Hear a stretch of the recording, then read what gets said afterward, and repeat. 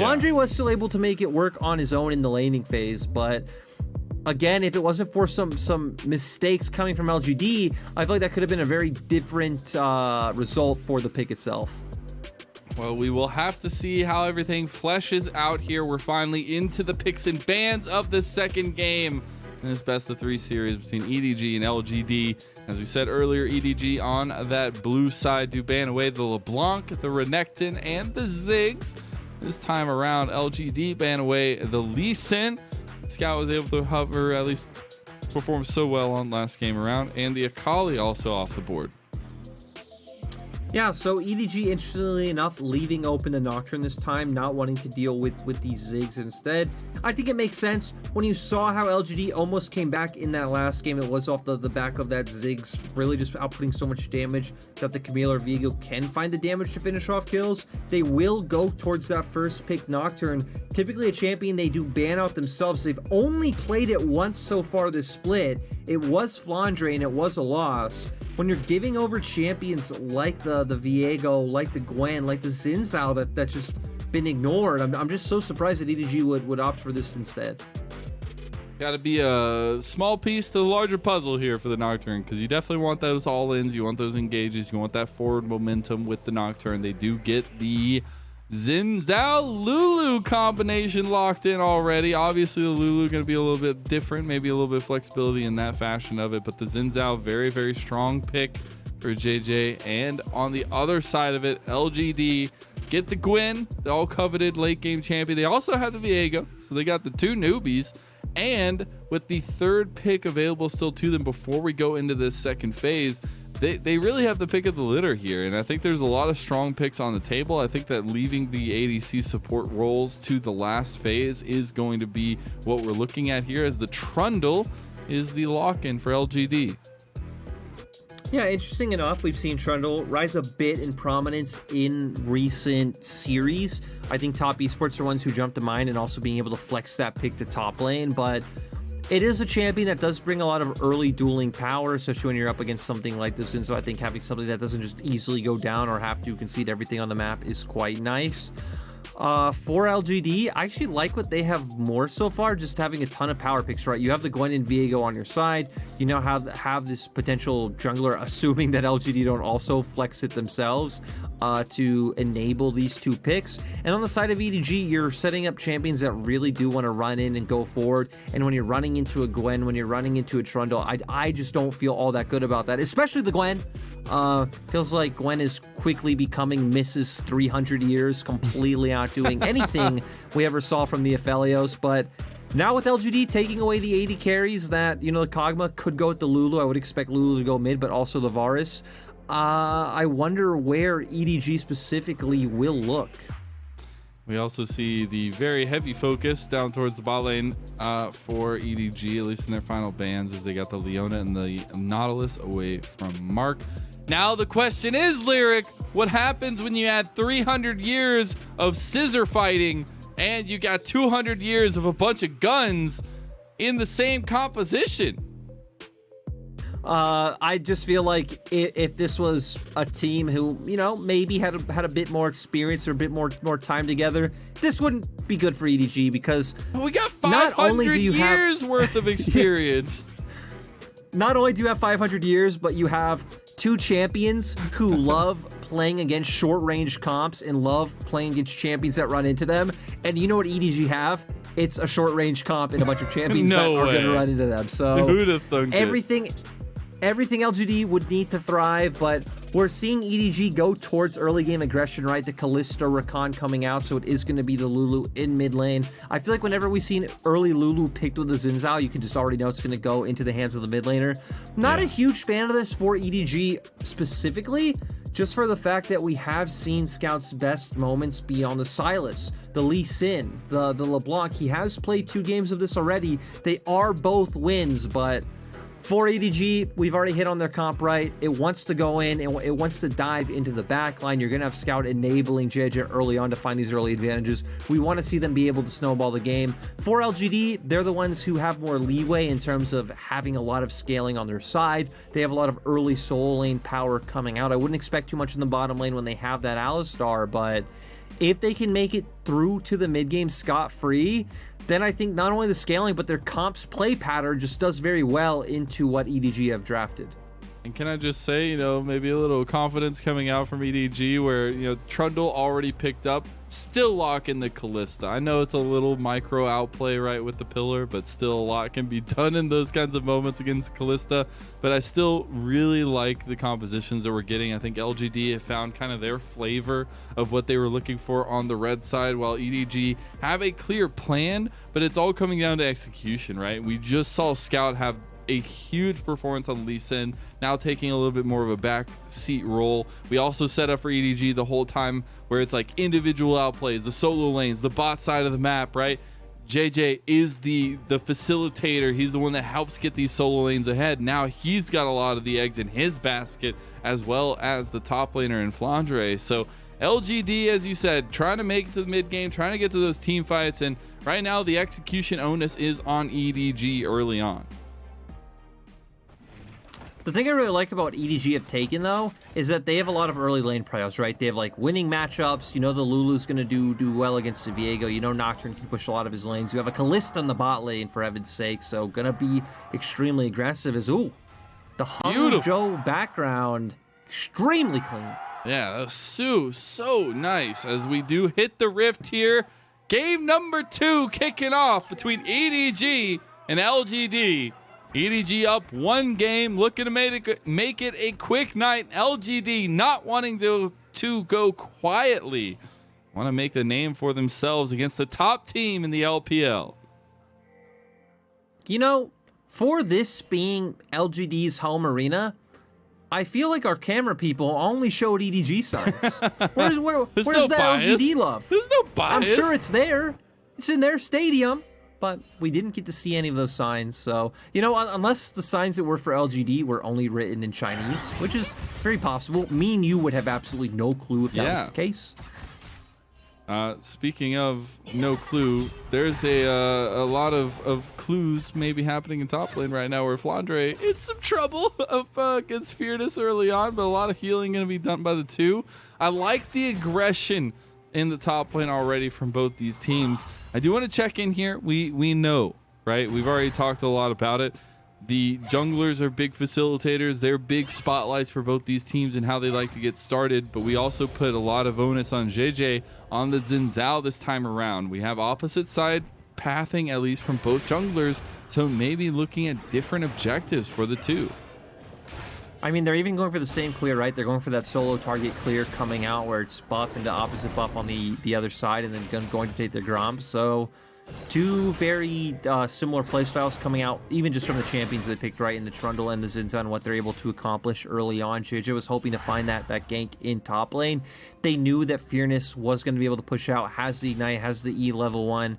Flandre got the wave in a position to where they could punish him, but still not able to find it. It seems like maybe we might just trade Scuttle Crabs on opposite sides. And for LGD, I feel like your goal as Shadow should really just be trying to get some deep vision down, trying to get some information on where JJ is and prevent him from being able to look for the plays that he's able to make. Get to that mid game that we talked about, and you will be fine. You're probably going to need to look for some pressure ganks in especially mid and top to relieve the pressure coming out for Xie and Fearness. But point is, get to the mid game just fine. Do that with the help of Shadow. Is Mark gonna go in? That's a lot of damage put down. Kramer not gonna be able to hit the long shot there, but does have Shadow right around the corner here. Maybe they want to go for a dive. This would be a little bit early, but they do have the CC combination to make it work, as well as the red gun for Kramer. They want to go for it. This is an execution that needs to come down for LGD as they're looking for the early play. Viper very low, but Viper not going to go down just yet. Is he? He's still alive. No, he's not. The kill's going over as we get the trade, and now chaos ensues as Mark trying to get away from the rest of them, and no, Kramer can't either. Flandre gets Mark, and you give a kill over to JJ. And it is an absolute disaster. Kramer having to put the flash in the very end because they just weren't able to finish off Viper without it. He survived on like 5 HP, and then they're just all overextended. The TPs come out, they're able to answer. And It's just a tragedy. We're going to see how the play starts here. Shadow coming down because they did get that good heavy trade that you were pointing out before. Viper getting chunked out so low, but able to kite this out. Even nice job from Mako getting the knockup to stop some of the advance, but Kramer having to flash in. He's going to go down. You already see Trundle. I think he was taken down by Flandre. Mark in an awkward position now. Just take 1 Q from the Nocturne, able to finish it off. Everyone's overextended. Everyone gets punished. And you even look at Flandre, who committed the TP. He pushed his wave in, and Fearness was in no position to answer. So Flandre's actually still up in farm, despite making the play in bot lane. And that's what I was just going to point out is like Fearness. I thought it was a good idea, right, not to commit to the overextension that the rest of your team was hard committing onto, but you still don't gain anything up there, right? You were put in a bad position, and now LGD have to suffer the consequences with, you know, it's not a lot, but 1,000 gold at, you know, sub 6 minutes ain't too shabby here for EDG, especially with the early execution that we wanted to highlight for them. That's the big thing, right? Especially with JJ now having his Iron Spike Whip, you're going to have items start coming out. EDG are going to be put in a position where they can start forcing around the map because, sure, you can just chain gank early on, hope to find advantages. I was about to say, be fine. Drake get a lot of damage from the Ignite burn onto him. Yeah, but point is, you aren't really in a position where you can force the action you need until things like, you know, both Dragon and Herald are up, and you can pull the team out of their lanes and pull them out of their safe spots to force them to fight you. And right there's the interaction why, you know, you're going to see a lot more Trundle into things like the Xin Zhao. You drop the pillar, you're able to get away. That strong early Xin Zhao dueling not going to be able to be used to its fullest effect. I'm going to go back to something we saw from last game where EDG were having very strong objective control. They might be looking for it early on this time around as well, but it's going to be the move up of the bot lane for LGD, trying to get over to help Shadow as well. They found the engage on Mark, though. A lot of damage on Mark. You might be having hamburgers, and EDG is cooking them up. They're going to follow it up on the Shadow as well. Shadow left out to dry. JJ gets another kill. And it just goes to EDG's idea of the game, right? We were just hitting on that. Sure, as JJ or as EDG, you can look for this play style, maybe more in line like an FPX, or, you know, maybe the most extreme would be like a TT and a Xiaopeng of like chain gank or constantly roam your laners, look for these advantages by transferring pressure. But for EDG, I think the way they like to play is wait for neutrals to come up, wait for that, you know, kind of 7-8 minute mark, get on Dragon, get on Herald, and then if you could pull the enemy out of their lanes, out of their set positions to fight you, that's where you can start accruing those gold advantage or pushing the gold advantages that you already have.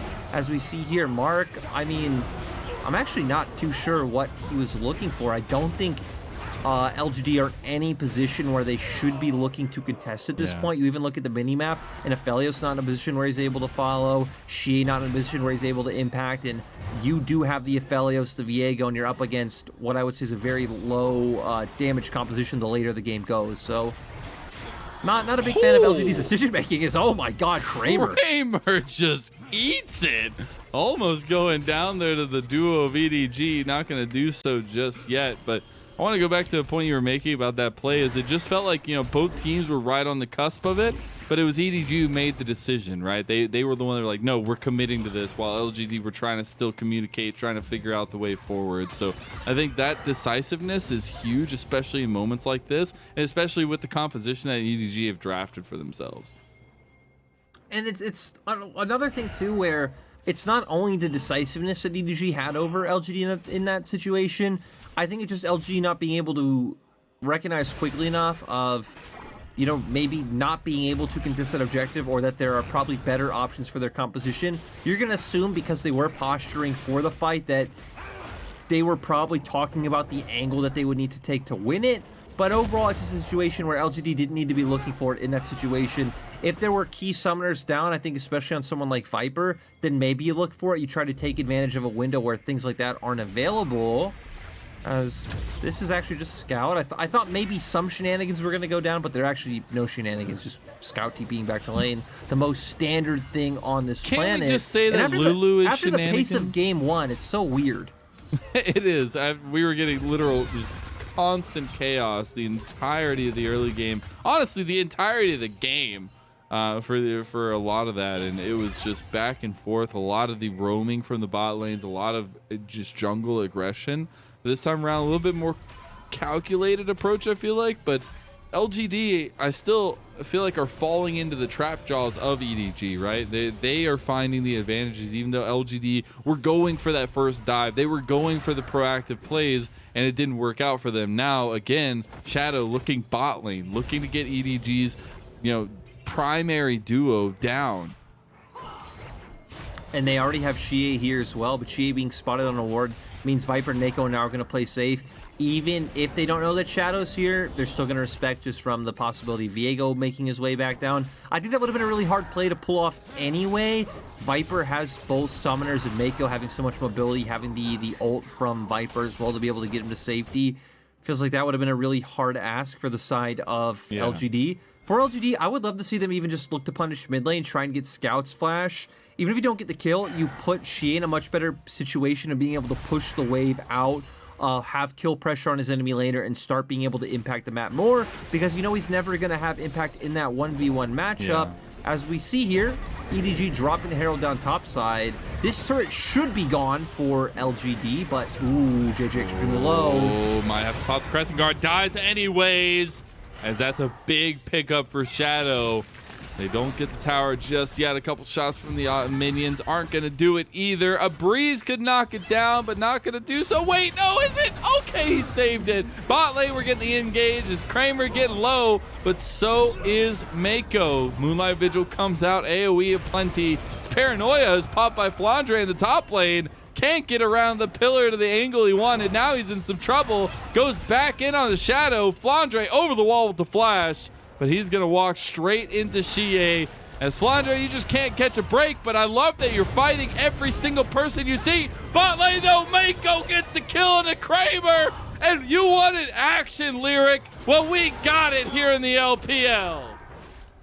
And plays happening on both sides. We see LGD being the ones to hover towards top side is, Fearness. We said can't Might stop, won't stop. EDG living up to it here as Fearness bit off a little bit more than he could chew, maybe feeling confident after pushing Flandre out, but that's going to be the kill over to Flandre, and that's 8-2 in favor of EDG. So to empathize with Fearness in the situation, right? Okay, well, I don't get to empathize right now because we get to see a replay, Mazel. We're going to see EDG posturing for the... Yep, EDG were posturing for this dive because 3 members of LGD are top. They know that. They're able to pull off just really nice overall engage coming out from Mako. The Wild Growth was used as well. They look for the re-engage. Scout was still full HP because he didn't take any aggro in that situation. And you know what? We come out and we get to go again. Yep, they realized what was happening, the difference between game 1 and 2, so they need to pick up the pace. And Shadow, talking about picking up the pace, is going to have no pace as he is down, and EDG streaming forward, trying to pick up the rest of the members here, but they will be able to turn back and take the second dragon of the game. You know, now my point about empathizing with Fearness isn't even relevant anymore. So Fearness doesn't get any empathy from me or from the fans, I guess. Sorry, Fearness. Sad. Just apparently get good. Just kidding. Actually, Fearness has been quite good in a lot of recent series. He really has. Not performing. No. I'm done. You take it. You're done. You're going to turn into a play-by-play at the end of the night here, but Viper able to get the kill onto Mark, and EDG, as you said so nicely earlier, are just making plays around the map. And what I love in all of this is Flandre is just like a brawling monster right now. Every single person that steps up to him, they see him, he's fighting. And we got Paranoia with the combo of the rest of EDG. You thought it was Flandre, but it's the entire team. They take mid lane tower. Yeah, Mazel, and they're going to keep taking mid lane turret. Viper in the bottom side taking that turret as well, as my play-by-play career is starting because we don't get time to analyze anything. A TP is coming out. They are going to take another turret, and LGD can do absolutely nothing. There's literally nothing LGD can do. They look for something, and it's responded to. EDG have the biggest brains on the map right now. I mean, they also have the biggest wallets, right? 10K gold lead at 14 minutes. There is, I was going to say, I think a lot of people think back to the days of like season 3 and they think, man, League of Legends just isn't a snowbally game anymore. And it's like, hey, League might not be as snowball as it used to be, Look, but League oh my in comparison God, to Lyric. most other games still extremely snowbally. And wow, What? 2,000 gold They got coming all from of them plates. but one. Every single plate but one. You know the sad thing is too for Scout that Scout got almost none of them. Scout got I know. almost nothing from any of those plays, but I mean I guess he's fine, right? He has the cheapest items on the Rift, so doesn't need too much. As EDG gonna go for another pick on Fearness. Fearness in some trouble. The mist not gonna save you today. JJ with the combination of Scout gonna drag him down as well. Fearness goes down. Yeah, Fearness just going to be caught overextended. And when we're at this point in the game, right? Because let's be fair to LGD now. When you're 11K or 10K gold down, there aren't too many options left for you in terms of how to get back in the game. We're going to see plays like they're doing now, right? Typically, I put them into three categories. You either go for, as you know, Paranoia comes out. Just the paranoia almost killed Shadow. He almost didn't even need Mako, but he shows up anyways, and Viper gets donated a kill. Meanwhile, they're also making cross-map plays with the Rift Herald going down to JJ. And you know, that's the end of the line, Zell. No macro That's the talk. end of the You look line. right there. EDG win on both sides of the map. Paranoia comes out. You're winning in bot side. You're been getting all the top side game. Herald for free because you just got that pick onto Gwen. And now for EDG, I feel like we just need to look ahead. We just need to project to the future of when does this team lose again, Mazel?